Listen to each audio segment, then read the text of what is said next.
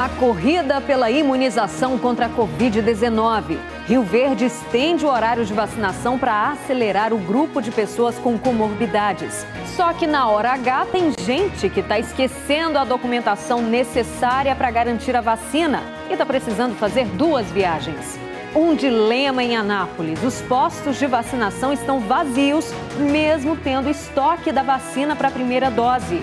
Novas informações sobre o esquema de fraude em programa habitacional de Itumbiara. A polícia encontrou dinheiro até no corrimão de uma escada. E a safra de uma das frutas mais queridas entre os goianos está a todo vapor. Então chama todo mundo e vem, que o Jornal Anhanguera já está começando.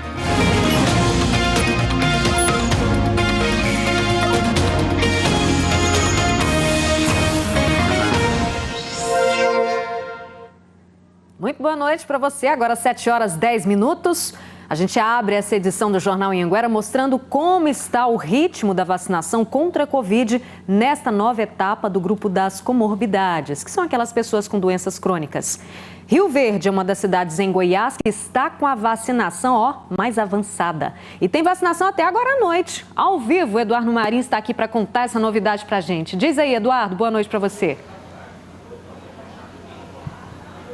Novidade boa, né, Rosane? Ótima noite para você, ótima noite para todos. Pois é, atendimento aqui até às 9 horas da noite. O motivo da prefeitura é porque eles querem atender mais pessoas e justamente porque tem muita gente que trabalha até a tarde para evitar também aglomeração. Vou dar licença um pouquinho para vocês. Olha só, ninguém nesse momento. Um pouco mais lá embaixo tem uma triagem, o pessoal que chega, né?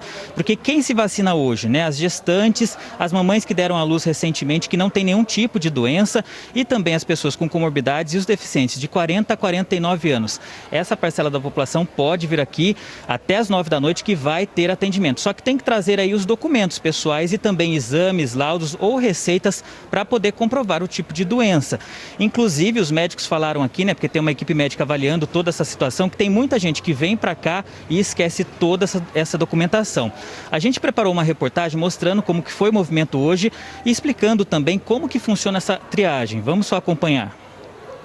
Diferente do atendimento dos idosos, a vacinação do grupo das pessoas com comorbidades está um pouco mais lenta em Rio Verde. Pela manhã e à tarde, filas enormes. É que a triagem leva mais tempo. Tem uma equipe de médicos que analisa cada documento para comprovar se a pessoa tem direito de receber a vacina neste grupo. Seja um laudo, uma receita ou até mesmo um exame. A gente pergunta sobre as medicações, sobre as comorbidades que ele tem, né, qual a associação. A gente também tem o fornecimento da balança para ver sobre o peso, para ver se tem outras comorbidades que prejudiquem aquela doença de base que ele também tem, associando se ele poderá ou não fazer uso da vacina. A Luciene tem pressão alta e trouxe tudo direitinho. Tem como provar, né, a comorbidade para não ter fraude e contemplar mesmo aqueles que estão precisando. O objetivo da Secretaria Municipal de Saúde nesta quinta-feira é de vacinar mais de 2.300 pessoas.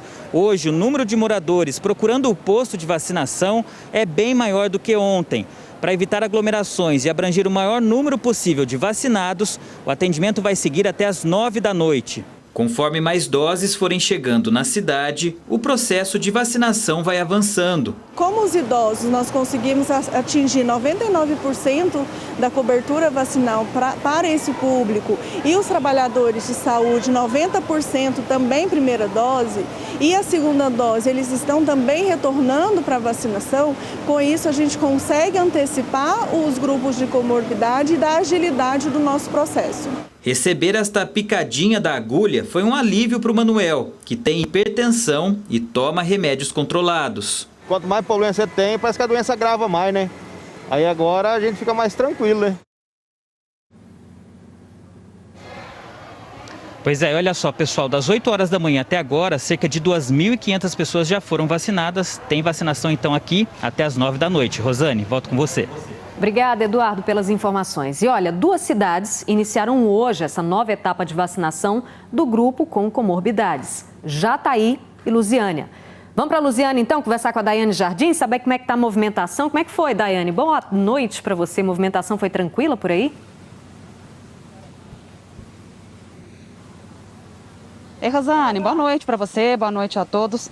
A movimentação hoje, nesse primeiro dia de vacinação de comorbidades, foi tranquila e, de acordo com as vacinadoras, até abaixo um pouco das expectativas. Aqui a vacinação é por ordem de chegada, ou seja, não precisa fazer agendamento. Mas é indispensável que a pessoa leve o relatório médico comprovando a doença crônica ou comorbidade. E esse relatório tem que ter sido emitido de um ano para cá. Pessoas com síndrome de Down não precisam desse relatório, viu? Quem tiver dúvidas se está ou não incluído nesse grupo de comorbidades, porque é uma lista bem extensa, basta entrar no site da Prefeitura, onde tem últimas notícias, e também é um posto de saúde perto de casa, porque lá eles têm essas informações, viu? Vamos falar de Jataí também, iniciou a vacinação dos grupos de comorbidades hoje, e lá também a movimentação foi tranquila, não teve muita fila. A vacinação lá aconteceu durante todo o dia no estacionamento do centro de eventos. Amanhã a vacinação continua também nesse mesmo local. Vai ser realizada no centro de eventos lá em Jataí. Mas quem não tiver carro para ir ao centro de eventos ou pessoas idosas, podem ir às unidades básicas de saúde para tomar essa vacina, de 8 da manhã às 5 da tarde, Rosane. Obrigada, Daiane. Boa noite para você. E, gente, em Anápolis, a falta da vacina Coronavac preocupa quem tomou a primeira dose e já deveria ter tomado a segunda.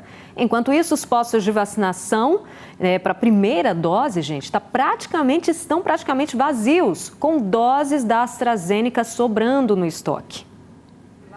A Rosilda tomou a primeira dose da vacina no dia 31 de março. Dia 28 de abril completou o prazo para tomar a segunda, mas acabaram as doses da Coronavac em Anápolis e a espera já dura mais de uma semana. Percorri praticamente todos os postos de vacinação de Anápolis e já não havia mais a vacina. E é horrível, porque a gente cria uma expectativa, né? Uma ansiedade para a gente completar o segundo ciclo. O Instituto Butantan, fabricante da Coronavac no Brasil, informa que o prazo ideal para a segunda dose é entre 14 e 28 dias após a primeira aplicação. Por enquanto, não há previsão para a chegada de nova remessa da Coronavac em Anápolis. Nós usamos as doses que eram para a segunda dose em primeira dose, em função da nota técnica do próprio Ministério da Saúde que soltou para nós naquele momento. Então agora veio a faltar. Então estamos aguardando e espero que nas próximas semanas estejam para nós aqui. Enquanto isso, sobram doses da AstraZeneca no estoque. O movimento tem sido pequeno nos postos de vacinação na cidade. Em alguns horários, estão praticamente vazios. 4 da tarde, fim do horário de vacinação nesse posto de drive-thru aqui em Anápolis. Desde as 8 da manhã, só foram aplicadas 119 doses. Há 2 semanas, nesse mesmo posto, foram vacinadas 1.200 pessoas. A baixa procura pela primeira dose da vacina preocupa, já que mais de 3.000 idosos na faixa de 60 anos estão cadastrados e não procuraram a vacina. Muita gente tem chegado para vacinar e se recusado a tomar a dose da AstraZeneca. Esse especialista reforça que não há motivos para as pessoas terem receio em tomar a vacina AstraZeneca. A vacina é muito segura e eficaz. Pouquíssimos casos relatados mundo afora, mesmo se você pegar o risco mundial, é menor, não é grande. E a doença tem um risco muito intenso. A Secretaria de Estado da Saúde informou que, desde o início da campanha, já enviou a Anápolis 84.330 vacinas para a primeira dose. Para o reforço, foram 42.530. Entre 23 e 27 de abril, Goiás recebeu cerca de 110 mil doses da Coronavac Butantan do Ministério da Saúde. E Anápolis recebeu 6.960 vacinas para serem usadas como segunda dose. Sobre o envio de mais unidades da vacina Coronavac Butantan, a Secretaria de Estado da Saúde informou que aguarda o comunicado do Ministério da Saúde de quando será a remessa de novos lotes. Agora, olha só essa situação absurda que aconteceu lá em Jataí. Um pai é acusado de agredir o filho adolescente por ser homossexual. Os vizinhos gravaram um dos momentos em que o rapaz era espancado. A Polícia Civil está investigando o caso. Essa vizinha, que prefere não ser identificada, conta que as agressões são frequentes. Segundo ela, o motivo é porque o pai não aceita que o adolescente seja homossexual. Ele já chegou a gritar lá na rua mesmo, para todos escutar, né? Que ele preferia matar ele do que ele ser gay. Revoltados com a violência, os vizinhos gravaram um áudio em que é possível ouvir o menino, que tem 14 anos, sendo espancado.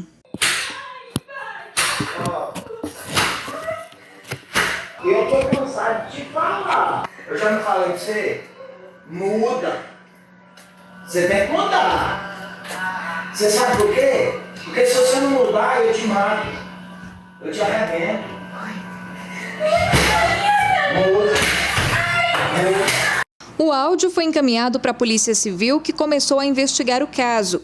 Nessas fotos tiradas pelos policiais, é possível ver as marcas das agressões. O pai já prestou depoimento. Ele assinou um termo de compromisso e foi liberado. Deve responder pelos crimes de ameaça e lesão corporal. O homem não é pai biológico do adolescente, mas adotou ele ainda bebê. O adolescente e a madrasta também já foram ouvidos pela polícia. A madrasta pode ser indiciada por omissão. A madrasta, que cuida, diz que o pai não aceita essa condição dele, essa opção sexual dele, e que por isso pratica algumas palavras ofensivas contra o adolescente, já tem ameaçado ele. Os vizinhos não se conformam com a situação. A gente escutava ele gritando, ele pedir socorro, me ajuda. A gente é mãe, tem os filhos, é difícil ver uma situação dessa. Gente, que absurdo, né? Ele não escolheu ser assim, gente. Não escolheu ser assim. É um absurdo uma situação dessa. Cadê o respeito? Meu Deus. Bora lá. Uma fiscalização de rotina terminou com perseguição e a prisão de 2 homens e mais de 250 quilos de explosivos na BR-153, no norte do estado. Apoio aqui, depois Marinheiro, já estamos na subida. 3 irmãos. O motorista só parou o veículo depois de 5 quilômetros sendo perseguido pela Polícia Rodoviária Federal de Uruaçu. No carro estavam 2 homens, de 42 e 27 anos. A dupla transportava 267 quilos de explosivos, 800 espoletas usadas para detonar as bananas de dinamite, além de 4 carretéis de pavio. Os explosivos apreendidos só podem ser usados com autorização do Exército Brasileiro. Os 2 ocupantes do veículo disseram à polícia que pegaram o material em Goiânia e seguiam para o norte do país, no estado do Pará. Embora eles tenham falado que são garimpeiros que usam explosivo para garimpo, isso não convence a polícia, porque é uma quantidade muito grande de explosivo e sabemos que isso é usualmente utilizado na explosão de caixas eletrônicos. O material apreendido e os 2 homens foram levados para a delegacia de Uruaçu. O Ministério Público divulgou novas imagens e informações de como funcionava o suposto esquema de fraude em um programa habitacional que ajudava pessoas carentes a reformar a casa. De acordo com as investigações, várias pessoas que tinham sido aprovadas tiveram suas assinaturas falsificadas. Lojas de materiais de construção também são investigadas. Dinheiro escondido em um fundo falso de cadeira e até no corrimão de uma escada. Na casa de um dos investigados e em 3 lojas de materiais de construção em Itumbiara, a Polícia Civil apreendeu R$554 mil e mais de $1.000 durante a Operação Cheque Espúrio do Ministério Público. Ao todo, 8 locais foram vistoriados. Segundo as investigações, esses empresários podem estar envolvidos em fraudes no programa Habitar Melhor. Os valores desviados, segundo o Ministério Público, podem passar de R$4,5 milhões. A investigação do Grupo de Atuação Especial de Combate ao Crime Organizado, o GAECO, revelou que o esquema acontecia assim. Pessoas de baixa renda faziam inscrição para receber auxílio financeiro de reforma da casa no valor de R$3 mil. Depois, recebiam o cheque Reforma Moradia, que deveria ser usado em lojas de materiais de construção. Mas as investigações mostraram que várias pessoas que tinham sido aprovadas tiveram suas assinaturas falsificadas e nunca compraram os materiais de construção. Em contrapartida, algumas pessoas que não se enquadravam no grupo que poderiam receber o auxílio foram contempladas. O levantamento feito pelo Ministério Público descobriu que quase 85% de todos os valores destinados ao cheque moradia em Itumbiara foram gastos em apenas 3 lojas de materiais de construção. Isso porque os cheques já eram levados diretamente para esses locais, sem que os beneficiários fossem avisados. Dessa forma, eles eram obrigados a fazer as compras nesses estabelecimentos, sem direito de escolha. Por telefone, as lojas de materiais de construção Tijolão e JR disseram que não vão comentar o assunto. Por e-mail, a diretoria da loja Irmão Soares diz que está surpresa com o caso de fraude mencionado na reportagem, que não foi formalmente acusada de qualquer fato e que está à disposição das autoridades. Mais de 800 quilos de drogas foram apreendidos hoje pela Polícia Militar na Operação Alvorada. Luana Nunes está ao vivo para conversar com a gente. Essas drogas seriam levadas para onde, hein, Luana? Boa noite para você.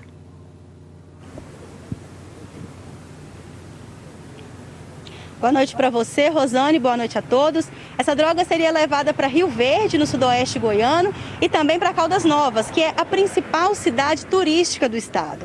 A Operação Alvorada foi deflagrada hoje cedo. A Polícia Militar visitou diversos endereços em Goiânia, onde essa droga estava sendo armazenada. E aí, aproximadamente 700 quilos de maconha foram apreendidos, além de 120 quilos de skunk, 7 quilos de crack, 5 quilos de cocaína e 72 quilos de um insumo que é utilizado para refino da cocaína.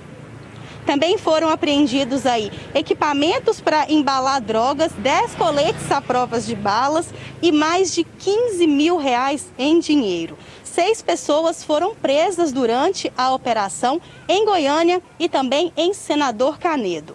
Rosane. Obrigada, Luana. Olha, a seguir, Goiás está atingindo a marca de 1 milhão de pessoas vacinadas contra a Covid. E a colheita da safra de mexerica movimenta a economia na região de Anápolis. Agora são 7h26, já eu estou de volta.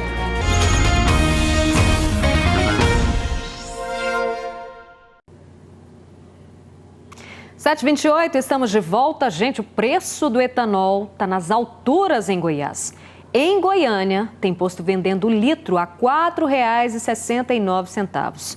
R$ 2,00 a mais do que o preço praticado lá em maio do ano passado. E o pior é que o preço dos combustíveis afeta o valor de quase todos os produtos e serviços, inclusive o preço da gasolina. O motorista está espantado. Estou achando um absurdo o preço. Caríssimo, caríssimo. É de um dia para o outro, a gente fica escandalizado com o aumento. E não é para menos. O preço do litro do etanol está chegando perto do valor da gasolina. A diferença entre eles está cada dia menor. Pegou de surpresa agora até o preço do etanol. Acabei de colocar R$70 no meu carro, deu 15 litros por pouquinho. Então quase R$5 o etanol. Eu assustei agora. No último levantamento feito pela Agência Nacional do Petróleo, o preço médio do etanol estava em R$ 4,04 em Goiás. Para abastecer um carro com 50 litros, por exemplo, o motorista precisa desembolsar R$ 202. Em maio do ano passado, pagava menos. Na época, a média do preço do etanol era de R$ 2,69. Para os mesmos 50 litros, o motorista precisava gastar R$ 134,50. Nos últimos dias, o preço aumentou. No aplicativo da Secretaria de Economia do Estado, que monitora o valor do combustível, encontramos hoje na capital o litro do etanol variando de R$ 3,77 a R$ 4,69. Pesquisando de posto em posto, o motorista percebe que está mais caro encher o tanque. A nossa produção apurou que da semana passada para essa, o preço do litro do etanol aumentou em média 15% nos postos aqui da capital. E por isso que está cada vez mais difícil abastecer, até mesmo com o etanol. O Sindicato dos Postos da capital tem uma justificativa para o aumento. Em função de aumento do custo de aquisição do produto junto às distribuidoras e também pelo encerramento de promoções feitas por alguns postos. Essas promoções foram motivadas muito em função da baixa demanda pelo combustível durante o mês passado, onde estávamos com grandes restrições no comércio. O preço dos combustíveis influencia o valor de quase todos os produtos e serviços. E se o etanol está mais caro, o consumidor sente também dentro de casa. O etanol, diferente da gasolina, vem da cana-de-açúcar, cultivada nas lavouras do estado. A época é de produção. Por isso que o Instituto para o Fortalecimento da Agropecuária de Goiás diz que não é o campo que está mexendo no preço lá na bomba. O que justifica principalmente o aumento de preço de etanol? Ele está balizado ao preço da gasolina, né? Então o preço da gasolina está muito alto, em função aí dos preços de petróleo no mercado internacional, o preço da gasolina está alto, então o preço do etanol acompanha o preço da gasolina. Motoristas sentem que não tem para onde escapar. Não tem opção, né? Tem que rodar, tem que trabalhar, tem que ir em consulta, tem que ir ao médico, né? Então a gente até de Formosa, imagina a gente fazer essa viagem, dobrou praticamente o valor. Daqui a pouco tá todo mundo encostando o carro para andar de bicicleta, né? E olha, um homem morreu em confronto com o GRAER, o Grupo de Patrulhamento Aéreo de Goiás, na zona rural de Anápolis. Foi depois de abordagem a um carro onde estavam 2 homens que já vinham sendo monitorados por suspeita de integrar uma quadrilha especializada a roubo a bancos. Um dos suspeitos já desceu atirando e foi ferido. Ele foi levado para a UPA de Anápolis, mas acabou morrendo. O outro suspeito fugiu. Segundo a polícia, eles são do Pará e já tinham passagem por roubo a banco. Foi apreendida uma pistola .380. A suspeita da polícia é que a dupla estava na região de Anápolis para praticar novos roubos a bancos. E foi inaugurada hoje a ponte sobre o córrego Cachoeirinha, na GO 306, em Caçu, no sudoeste do estado. A estrutura tem 8 metros de extensão e foi construída pela Goinfra. A antiga ponte era de madeira e gerava um transtorno danado, principalmente no período chuvoso, isolando importantes acessos da região. A nova ponte deve facilitar a vida de mais de 50 produtores rurais, motoristas de ônibus escolares e caminhoneiros, que passam por lá com boa parte da produção e por boa parte do tempo também. Goiás está atingindo a marca de 1 milhão de pessoas vacinadas contra a Covid. Quem já tomou as 2 doses começa a retomar a rotina nesse novo normal. Ainda é preciso seguir todos os cuidados. Mas muita gente já está redescobrindo, o valor de um beijo, de um abraço, de estar bem perto de quem se ama depois de tanto tempo afastado, né? A dona Maria se cuidou direitinho. Ela tem 90 anos e esperou o prazo necessário para fazer o que mais gosta. A pintura, né? A pintura do pano de prato, que eu gosto muito de fazer, né? Caridade. Levar alimento para os meninos, né? Para as crianças, que tem muitas crianças necessitadas. Nas agências do VaptVupt em todo o estado, deixou de ser obrigatório agendar o atendimento para os idosos que comprovarem já ter tomado as 2 doses da vacina contra a Covid. Liberdade, tranquilidade, saber que eu posso sair, ficar mais junto com o meu velhinho aqui, né? Vida nova. A doutora Michele contou esses dias nos dedos. Foram 8 meses sem ver os pais pessoalmente por causa da pandemia, até fazer este almoço com eles. O reencontro dos vacinados. Teve beijo, abraço e muita alegria. Foi um misto, assim, de emoção, de grande felicidade, de alívio, segurança, de encostar, tocar nos meus pais. A gente jogou as máscaras longe, assim, e eu abri a porta aqui de casa, e a minha mãe foi entrando, abracei minha mãe, meu pai veio também, aquele abraço apertado. Eu não sou muito de abraço, não sou a filha mais carinhosa.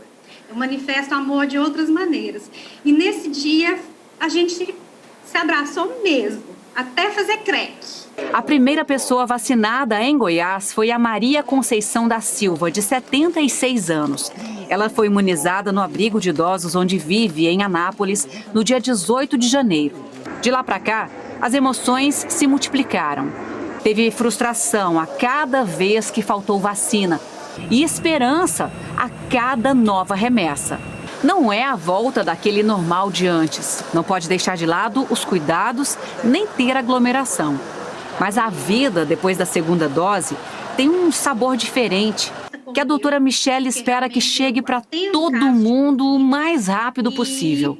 A sensação de quero mais. Eu quero que todo mundo vacine, que o Brasil vacine, porque sentir o que a gente sentiu e não ficar depois com aquela pulguinha atrás da orelha, será que contaminou? É uma delícia, gente, é um alívio. Viu por que tem que vacinar? Para a gente ver se volta a nossa vida normal, pelo menos perto do normal, né? Agora, olha só quem recebeu a dose da vacina contra a Covid. A nossa querida colega de trabalho, Muriele Silva. Ela recebeu a dose da vacina lá em Rio Verde. A Muriele, para quem não sabe, ganhou o bebê há pouco tempo, por isso ela recebeu a imunização. Você não está vendo ela aqui na nossa telinha porque essa lindona aí está cuidando da Clarice, que acabou de completar 1 mês. Mas logo, depois da licença maternidade, ela volta para a nossa equipe de reportagem. E quem também recebeu a dose de esperança hoje foi o nosso amigo Márcio Venício, apresentador do Jornal do Campo. Ele foi vacinado contra a Covid-19 num posto de saúde em Goiânia. O Márcio faz parte do grupo de pessoas que têm comorbidades. Ele fez cirurgia do coração e teve isquemia. E agora a gente comemora, Márcio, junto com você também, Muriele. Ficamos daqui torcendo para que essa vacina chegue a todos o mais rápido possível, para a gente voltar a se abraçar e a curtir os amigos também, né, gente? Que saudade disso! Coisa boa. E olha, em Anápolis, a safra da mexerica tá, a todo vapor. A fruta é uma das queridinhas da temporada e movimenta a economia desde o campo até as banquinhas espalhadas pelas ruas da cidade. O Manuel vende mexericas há 7 anos. Nesta época, chega a vender até 5 caixas da fruta por dia. O baldinho, do tipo pocã e fuxiqueira, custa de 8 a 15 reais. Nós colhe direto da fazenda, da chácara. Eu e minha esposa, nós vai na caminhonete, nós mesmos colhe e mesmo põe para poder nós vender. É também da mexerica que o Walter tira toda a renda desde o final de abril até junho, o período da safra. A banca dele fica no mercado do produtor, em Anápolis. É gente comprando e vendendo toda hora. A gente inicia aqui 4 horas da manhã, 8, 9 horas da manhã a gente está terminando. Se as bancas estão cheias na cidade, é porque no campo os pés de mexerica estão assim. O município de Anápolis é o maior produtor da fruta em Goiás. Sai daqui 20% de toda a mexerica colhida no estado. E o distrito de Goialândia é destaque. Nesta propriedade, 8 funcionários chegam a colher até 600 caixas de mexerica pocã todos os dias. Até meados de junho, quando termina a safra, o produtor pretende colher em torno de 20 mil caixas, ou seja, 400 toneladas. Acho que a tangerina hoje é a souvenir, né, da questão da vitamina C, principalmente nessa pandemia. Graças a Deus a procura aumentou bastante, então vai ser positivo os resultados de venda.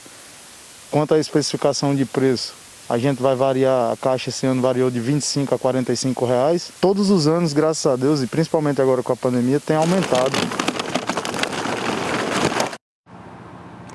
Gente, você sabe que a mexerica é uma das frutas que eu mais gosto. Eu amo mexerica, só que só tem um problema. Não sei como escolher mexerica. Quem aí já enfrentou essa situação? Você vai no supermercado, a melancia, por exemplo. Me ensinaram que a gente bate na melancia, tem que fazer algum som lá, que até hoje eu não consegui identificar esse som para saber se é bom ou ruim. Mas e a mexerica, gente? Vou ter que aprender. Quem souber, manda mensagem aí para mim, para me ensinar, por favor. Ó, a nossa imagem do dia hoje é, no mínimo, curiosa. Olha só, um casal aqui de Goiás estava viajando tranquilamente para Uberlândia, em Minas Gerais, quando, de repente, uma pedra caiu do céu em cima do para-brisa do carro. O impacto, gente, foi tão forte que danificou o vidro do veículo. Os dois contaram que ainda estava quente a pedra. Eles pararam, desceram, pegaram a pedra e perceberam que essa pedra estava quente ainda. E mais, eles disseram que na hora desse incidente não havia nenhum outro caminhão por perto ou nada que pudesse ter jogado o objeto em cima do carro. Aí o que a gente fez? Fomos tentar descobrir o que é isso.